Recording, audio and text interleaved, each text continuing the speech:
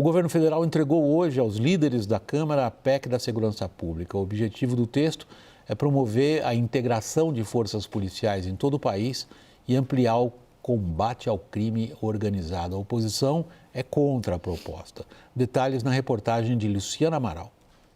O presidente da Câmara, deputado Hugo Mota, do Republicanos, elogiou o texto apresentado pelo Ministério da Justiça e afirmou que a PEC vai ser a prioridade do Legislativo neste ano.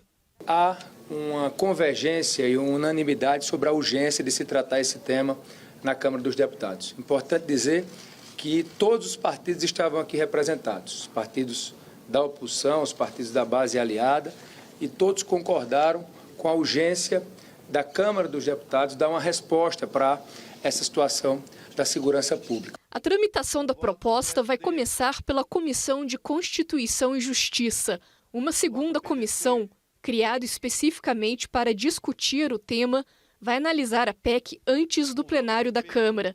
Pelo menos 3/5 dos deputados precisam aprovar o texto, em 2 turnos de votação, para que a proposta seja encaminhada ao Senado Federal. A oposição já disse ser contra a proposta, afirmando que o governo não seria capaz sequer de garantir a integridade das fronteiras brasileiras e que a segurança pública deveria ser uma atribuição exclusiva de estados e municípios. O texto apresentado nesta terça-feira, porém, conta com o aval de governos estaduais. A única divergência partiu do governador de Goiás, Ronaldo Caiado. A segurança pública é um dos temas mais sensíveis na avaliação do Palácio do Planalto e a articulação com os governadores é essencial para convencer as bancadas do Congresso Nacional a apoiarem o texto. Para evitar qualquer resistência, a proposta inclui um dispositivo que deixa claro que a União não se sobrepõe aos governos estaduais no comando das polícias. A base da proposta é a constitucionalização do Sistema Único de Segurança Pública, estrutura criada por lei ordinária em 2018. O texto ainda prevê instrumentos que permitam a troca de informações e estatísticas entre os municípios, estados e União, além de ampliar atribuições da Polícia Federal, que passaria a combater também o crime organizado. A PEC cria ainda a Polícia Viária Federal, que substituiria a Polícia Rodoviária Federal, permitindo aos agentes o policiamento ostensivo em rodovias, ferrovias e hidrovias em todo o país. Tanto o Poder Executivo quanto o Poder Legislativo deve à sociedade brasileira a discussão desse grande tema, que é o tema relativo à segurança pública, que ao lado da educação e a saúde preocupam o cidadão comum. Bom, o ministro da Justiça fez o papel dele ali dizendo um lugar comum. Todo mundo está preocupadíssimo com segurança pública. Agora, Rafael, você pertence ao Fórum Brasileiro de Segurança Pública, que comentou hoje essa proposta. Você já participou aqui conosco também no WW, a gente tentando fazer uma conversa um pouco mais técnica num ambiente que é eminentemente político. E no texto no qual o Fórum de Segurança Pública comenta essa PEC, tem a seguinte afirmação. Essa articulação pode funcionar como ponto de partida para se pensar num sistema de políticas públicas. Rafael, aqui eu assumindo a voz da audiência, o pessoal está se perguntando, peraí, vocês vão começar a pensar num conjunto de políticas públicas, Rafael? Então, Está meio tarde. Eu acho que a gente pode olhar para a PEC pelo copo cheio ou pelo copo vazio, né? Com relação ao copo vazio, é mais do mesmo. Não tem grandes inovações, você não tem grandes mudanças, não está se propondo uma reforma de polícia, não está se propondo uma articulação maior de esforços, isso não está acontecendo. Por outro lado, quanto tempo a gente pega a imagem do Lewandowski com todos os líderes partidários? Há quanto tempo a gente não vê uma imagem tão simbólica dessa, onde eles demonstram uma preocupação mínima com um problema que é um problema tão importante? Eu como milito Porque querem se eleger, Rafael. Sim, mas assim, eu como milito nessa área, a gente vê aqui em São Paulo que na Polícia Militar os policiais estão revezando o colete. A gente vê na Polícia Civil que a formação policial está deixando muito a desejar. Então, assim, é tão primitivo, o assunto é tão primitivo no Brasil, que eu acho que, num primeiro momento, dentro do quadro político que existe, é uma tentativa. Mas isso com certeza, né, como está colocando muito bem aí na matéria, isso está no esteio das próximas eleições, isso com certeza vai virar disputa política, a gente viu já a oposição com argumentos que não tem pé nem cabeça, a situação também com uma visão muito fraca, tinha que ter lidado com isso antes. Seria ótimo se eles pudessem pensar além das eleições. A probabilidade disso acontecer é muito baixa. O Daniel, o Rafael está justamente levantando esse aspecto, em que medida que a política permite que se faça que se considere, não dá nem para falar, eu fico me sentindo meio bobo dizendo isso. Vamos olhar para o lado técnico, é impossível com a política. Olha, William, o tema da segurança pública é um tema absolutamente prioritário para o presidente da Câmara, Hugo Motta. Então, tudo que a gente falava ontem sobre a falta de ânimo de Hugo Motta de pautar o PL da anistia, por exemplo, o contrário a gente vê na PEC da segurança pública. Ele quer fazer esse assunto deslanchar. Agora, é um tema em que a esquerda tem uma dificuldade histórica e a direita tem um sentimento de ser um tema seu e que, em que ela é mais identificada com a população.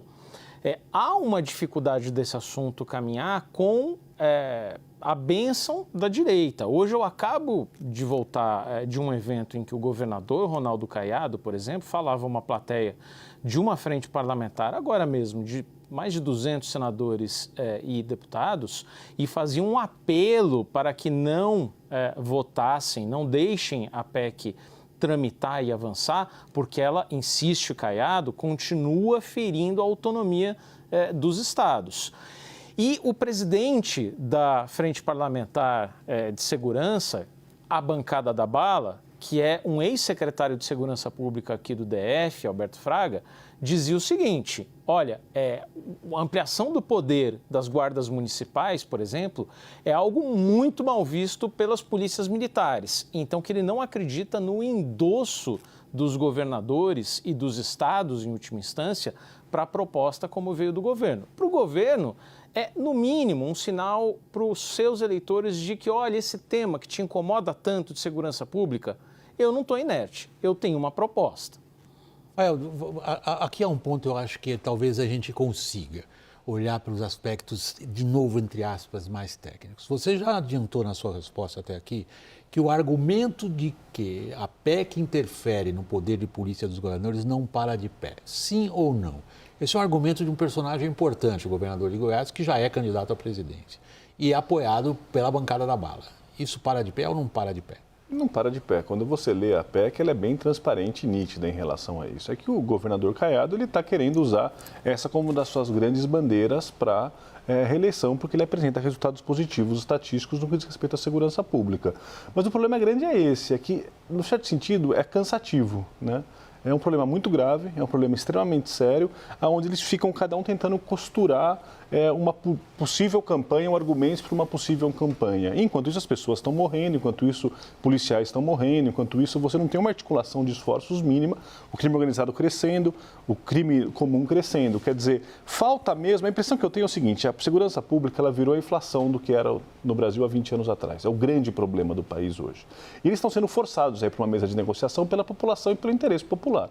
Agora, o que vai sair daí, eu não acho que vai sair muita coisa boa, mas pelo menos estamos focados nisso, nós estamos preocupados com isso, a população está preocupada com isso. E a população vai percebendo há pouco tempo também que as bravatas não dão certo. Todas essas conversas que vão acontecendo, todo esse discurso raivoso ou esse discurso só de direitos, ele não funciona. Um lugar onde tem dado alguns caminhos interessantes é o Rio Grande do Sul, que tem utilizado uma política baseada em evidência científica, que tem conseguido melhorar a ação operacional das suas polícias, tem conseguido reduzir indicadores de forma consistentes. Então, assim, há caminhos em segurança pública no Brasil. O problema é essa poluição dessa bravata que fica o tempo todo incomodando. Caio, o Rafael deixou uma boa pergunta no ar. É possível respondê-la? O que vai sair daí? Bom, segundo o Alberto Fraga, eu conversei com ele, presidente da bancada da bala, Frente Parlamentar da Segurança Pública, eles querem arquivar, né? Taxativamente ele acha que é firula, acha que não tem inovação, o que tem de inovação não é bom, que usurpa competências dos estados. Claro, a gente está falando de um sujeito que é do PL, muito próximo ao Bolsonaro, foi muito próximo ao Bolsonaro desde os anos 80, que tem um discurso muito contrário ao discurso do governo. E a bancada da bala ela é muito barulhenta, ela é formada majoritariamente por ex-PMs, ou PMs, ou militares, gente que atua nessa área e vai para cima. É tipo os ruralistas, vamos dizer assim. Pegou, mexeu ali nesse vespeiro deles ali, eles vão para cima com muito afinco. Ele me disse, na percepção dele, que vão arquivar, que vai ser muito difícil sair do jeito que está. Agora, por outro lado, eu super concordo que Lewandowski pautou o tema, pautou o assunto, demorou. O governo Lula já está na segunda metade, a ampulheta já estava virada. Primeiro ano do governo Lula, a preocupação do ministro da Justiça, Flávio Dino, era caçar bolsonarista, não era segurança pública. Depois houve a troca, o Lewandowski levou, por exemplo, o Mário Sarrubo, e ali começou-se a gestar, mas demorou para gestar. E não demorou por conta do MJ, do Ministério da Justiça, demorou por causa do Palácio do Planalto, com medo da bancada da bala.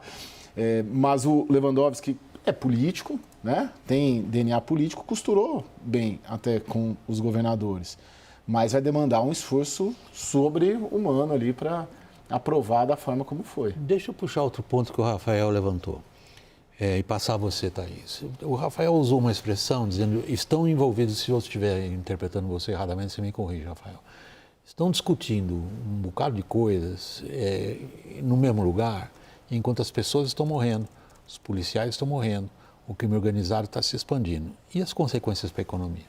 Elas estão bem mapeadas, William, e quanto mais avança o crime organizado, mais abrangente fica o diagnóstico sobre esse custo, né? Dentre tantos custos que o Brasil já convive. Então, resgatei hoje estudos do IPEA, mostrando que o custo econômico para a economia varia ali entre 4% e 5% do PIB. O custo econômico da segurança no Brasil. Não só do gasto específico com a segurança privada, que passa de 1,5% do PIB, que é uma enormidade, né? Mais o gasto público e mais o custo de lidar com uma insegurança pública, não necessariamente apenas o custo da segurança paga. O Brasil é o país que tem o segundo maior número de cargas roubadas no mundo, só perde para o México. A perda de cargas, a conta é de R$1 bilhão por ano. É uma enormidade. Isso tudo é custo Brasil, isso tudo vai para preço, isso tudo compromete o que é fundamental para uma economia dar certo. Por exemplo, infraestrutura, logística, fazer distribuição de alimento no Brasil é uma loucura. Assim, então, é um custo embutido muito forte. Então, a gente passa por isso, passa pelo custo da segurança privada, passa pelo tamanho do mercado do seguro. O seguro passa a ser um custo que não é um custo natural das economias. Os americanos são os reis das apólices de seguro, mas aqui no Brasil tem uma lógica diferente, portanto tem um custo diferente. Então, isso tudo vai sendo contabilizado e vai comprometendo, além da insegurança jurídica, do medo de você... Onde é o melhor lugar para eu instalar uma fábrica? Olha, seria aqui, mas não será, porque aqui tem uma favela, aqui tem o PCC controlando, então eu vou fazer em outro lugar. Então, a alocação de recurso, ela sofre um desvio grave e alto. Diante desse quadro, Rafael, eu acho que as pessoas que estão nos acompanhando estão se perguntando nesse momento, afinal de contas, o que essa PEC traz em relação a esse quadro que foi definido? Por exemplo, na observação feita pelo Fórum Brasileiro de Segurança Pública, o governo sugere mudanças na Constituição sobre o funcionamento da segurança pública. Você consegue resumir para a audiência do que se trata? O que você vai fazer? Você vai tentar, vai se colocar na Constituição o SUSP, né? Que é o Sistema Unificado de Segurança Pública, onde você tenta criar uma governança mínima para todos esses atores que estão na segurança pública. Agora, os detalhes disso não vão ser numa lei constitucional, vão ter que ser em leis infraconstitucionais e vai ser debatido no Congresso. De novo, é a solução? Não é a solução. A PEC vai fazer com que a gente tenha menos crime? Não vai fazer com que a gente tenha menos crime no primeiro momento. Mas é uma tentativa mínima de começar a argumentar ou de arrumar essa bagunça que é a segurança pública no Brasil, onde você tem polícias estaduais que não se conversam entre elas, essa confusão toda que a gente está acostumado a ver. Então, ela tenta botar uma ordem mínima nisso. Ela tenta colocar uma ordem mínima nisso. De novo, é uma área que é um completo deserto de ideias, um completo deserto de iniciativas, né? As iniciativas que a gente tem visto, invariavelmente, de governadores, tirando essa do Rio Grande do Sul que eu comentei, mas a gente vê São Paulo, são várias iniciativas que não têm base científica, são iniciativas muito pobres, digamos assim, e está tentando fazer um arcabouço, uma regulamentação mínima. Deixa muito a desejar. O governo federal deveria fazer mais, deveria fazer muito mais. O Rafael, o Daniel, está pedindo a palavra. Daniel, por favor. Eu tenho uma dúvida sincera de perguntar para o Rafael, que é a seguinte: pelo texto finalmente apresentado da PEC, houve uma mudança na abordagem sobre as guardas municipais, ampliando um pouco o poder, o escopo delas. Esse texto só traz para a PEC a recente decisão do STF sobre guardas municipais como um todo, ou vai um pouco além? Como é que você avalia? O que muda exatamente para as guardas municipais? No que ele vai além é trazer um pouco essa dimensão comunitária, que não é algo que estava essencialmente na decisão do STF. Agora, isso é algo que o Brasil clama para que aconteça. As guardas municipais, se você vai para cidades aí do interior, muitas delas dependem da guarda municipal para poder funcionar. Eu vejo com muitos bons olhos a guarda municipal poder ter essa ação e ter uma ação que é mais comunitária. Agora, trazer para a Constituição é um avanço muito grande, porque isso era uma decisão no Supremo Tribunal Federal. E se a gente trouxer para a Constituição, é um avanço legal. Mas, de novo, o que acontece muito no governo é que o que a gente tem pensando nesse tipo de problema? É gente da área do direito. São pessoas que trabalham na área do direito. E gente do direito só vê lei, acha que o mundo muda a realidade pela lei. E não é assim que funciona. Falta gestão, falta um pensamento de gestão. Falta um pensamento estratégico? A PEC tem pensamento estratégico? Eu não acho. De novo, eu acho que está muito mais na lógica de tentar resolver ou dar uma resposta mínima dentro de uma cabeça de pessoas que fazem leis do que uma cabeça de gestão, do que a tentativa de uma articulação de esforços mais organizados com relação ao enfrentamento aos milhares de problemas que a gente tem. E a outra coisa que falta também é espírito público, tanto da situação quanto da oposição.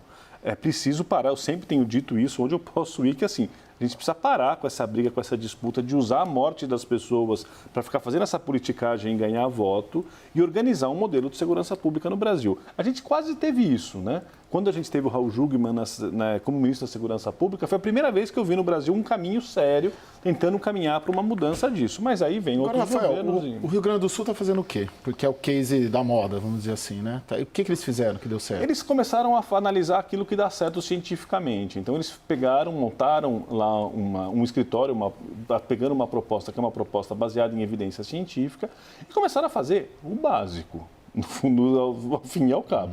A polícia militar deles estava muito ruim, eles começaram a melhorar as condições de trabalho, melhorar a quantidade de policiais lá, ou seja, eles melhoraram a efetividade operacional da polícia, eles começaram a analisar dinâmicas criminais, intervir nessas dinâmicas criminais, eles organizaram melhor o departamento de homicídios, ou seja, você começou a colocar essas polícias para conversarem, porque segurança pública o que resolve é o básico, é que a gente não faz o básico bem feito, né? Quer dizer agora, a polícia militar não está contente porque as guardas... Gente, já é uma realidade as guardas. Eles têm que ficar discutindo, pensando, porque o coronel X ou o coronel Y, ou o delegado X ou o delegado Y não vai gostar porque fere o seu corporativismo. Esse é o problema da segurança pública. O Rio Grande do Sul conseguiu dar um pouco uma escapada dessa lógica. Agora, a situação lá também estava muito ruim, né? As polícias estavam depauperadas, a situação era uma situação bastante... Então, era mais fácil você organizar. Por último, Rafael, eu tenho ainda um pouquinho menos de um minuto. E o crime organizado? Você falou até agora aqui, especificamente no caso do Rio Grande do Sul, aquilo que você se referiu, segurança pública. O crime organizado é outra dimensão. Perdemos essa guerra? Por enquanto, sim. Por enquanto, o crime organizado está ganhando da gente de lavada, porque a gente não está enfrentando ele como deveria. A PEC, ela bota a Polícia Federal para mexer um pouco nisso, mas a Polícia Federal precisa de mais efetivo, precisa de mais condições de trabalho, falta um monte de coisas para a Polícia Federal. Não dá para imaginar que a Polícia Federal vai resolver todos os problemas de crime organizado no Brasil, porque ela não tem braço para isso. Então, deixa muito a desejar. A gente está perdendo e feio a guerra do crime organizado.